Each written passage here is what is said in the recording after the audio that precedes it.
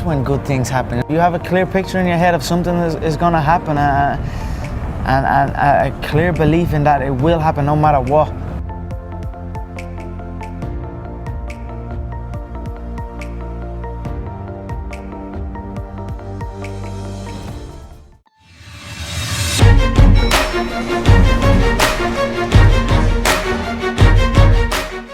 Coming off a couple big fights at 170, we know your history at 145. Now this move to lightweight, tell us your thoughts on it. I feel of all the divisions I've ran around and ran through, 155 I feel will be the one where I will take over the most. So I feel Eddie, I've nothing against. Careful, be careful. I've nothing against Edward. Oh what? Oh what? Careful. What you gonna do? You gonna do something over there? Be careful. Shut your fucking mouth. I run New York. I run this whole shit. And Mystic Mac predicts I'm gonna KO you inside 1 round. I think it's important that you put a conscious effort into appreciating your surroundings, you know what I mean? That's what I do with this place. I absolutely love this city. And even, you know what, I was thinking a lot about Norman Park yesterday after that thing happened, where he was saying about Northern Ireland and it's a disgrace and it's this and it's that.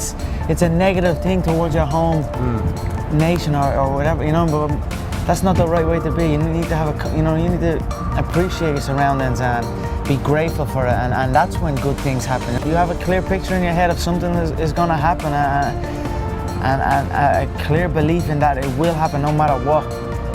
Then nothing can stop it. You know what I mean? It is destined to happen, and that's what happens. You know what I mean? It's perfect. You know, like when you're like 23, 24, you're a man basically. You know what I mean? And I had no job. I had no. If this didn't go ahead, then what had I got? I had nothing. Right. You know what I mean? That definitely weighs on you at times. You know what I mean? That as a man, you have no money. You're relying on other people for support. You know what? I didn't want to be doing that. You know what I mean? But that's always a fear that's in your head. You know what I mean? But you just have to.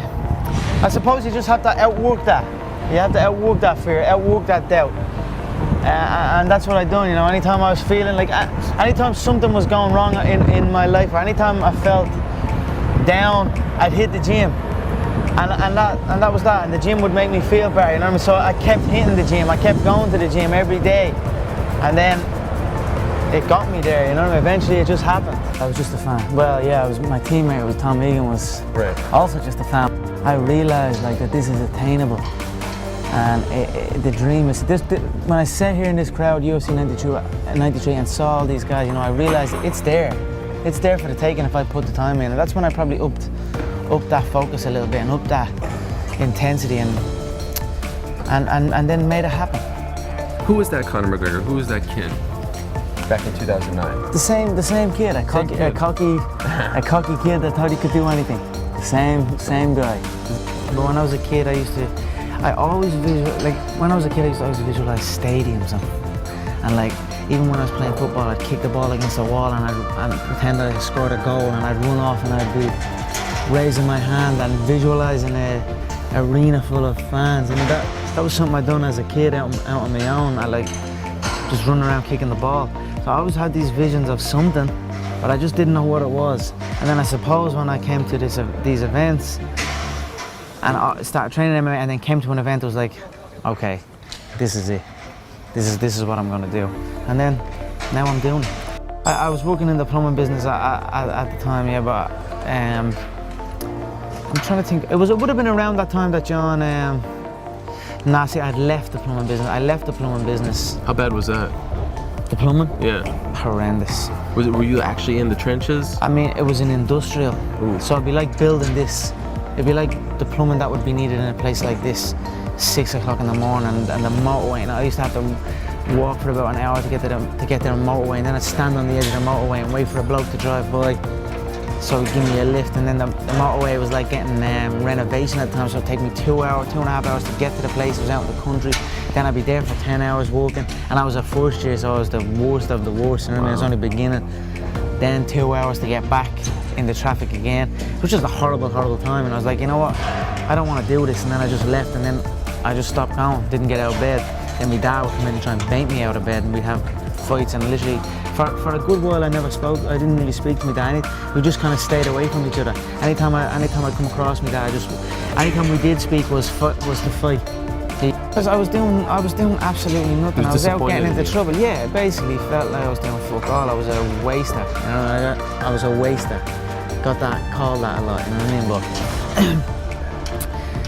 But now, like, and then when I start getting that focus and realize, no, fuck, I'm gonna make this happen. And then now that has happened, I'm making it happen. I have a great relationship with my dad. Like, we talk all the time.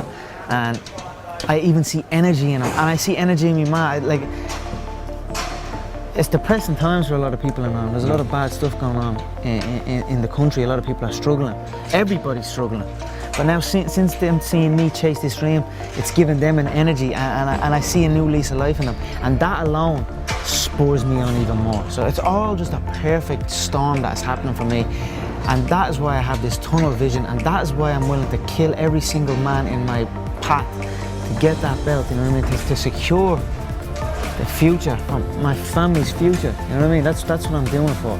This is the law of attraction, you know, you have to, in the struggle, you know, when things are going good and you visualize these good things happening, you visualize more good things happening, that's easy. What's not easy to do is when things are going bad and you're visualizing the good stuff. And that was what I was able to do. I was able to, you know, even though I was having these troubles at home, and even though I had no job, you know what I mean, or whatever, didn't know what I was doing. If it didn't happen, it didn't happen, but I still was able to feel like it was. I was basically just using my imagination, driving a little my girlfriend's car, a little Peugeot 206, and I was driving that, shaking down the road, and I visualized that, and I swear to God, sitting in the traffic and all, I visualized, I'm sitting here holding the steering wheel, visualizing a brand new car, and visualizing good things in times of struggle. And that, when you can do that, I think that really makes that law of attraction work. I think it really attracts to you more, you know what I mean? Because that is harder to do when you're in the struggle to visualize these things.